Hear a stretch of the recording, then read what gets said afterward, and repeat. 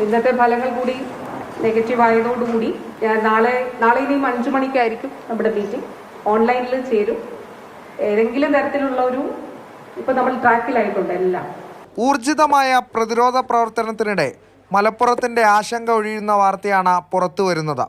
ഇന്ന് വന്ന പരിശോധനാ ഫലങ്ങളും ജില്ലയ്ക്ക് ആശ്വാസം പകരുന്നതാണ്. ഇന്ന് പുറത്തു വന്ന 17 പേരുടെ ഫലം നെഗറ്റീവായി. അതിനിടെ സംസ്ഥാനത്ത് നിപ്പ സ്ഥിരീകരിച്ച പശ്ചാത്തലത്തിൽ അതിർത്തികളിൽ തമിഴ്നാട് പരിശോധന കർശനമാക്കിയിരുന്നു. ഇത് തെറ്റായ സമീപനമാണെന്നും തമിഴ്നാടുമായി ആശയവിനിമയം നടത്തിയെന്നും ആരോഗ്യമന്ത്രി വീണ ജോർജ് പറഞ്ഞു. ഇന്നലെ ഹെൽത്ത് സെക്രട്ടറി തന്നെ ഇക്കാര്യത്തിൽ ഇടപെട്ട് സംസാരിച്ചിരുന്നു. അത് എപ്പോഴും നമ്മൾ ഈ കോവിഡ് കാലത്തൊക്കെ കണ്ടതാണ്. അത് വാസ്തവത്തിൽ ഒരു കാരണവശാൽ അതൊരു തെറ്റായ കാര്യമാണ്. നിലവിൽ 460 പേരാണ് നിരീക്ഷണത്തിലുള്ളത്.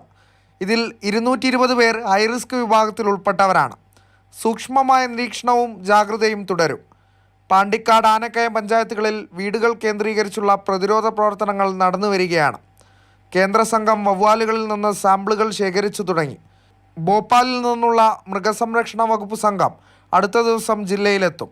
നിപയുമായി ബന്ധപ്പെട്ട സമൂഹമാധ്യമങ്ങളിൽ വ്യാജ പ്രചാരണം നടത്തിയ 2 പേർക്കെതിരെ പോലീസ് കേസെടുത്തു.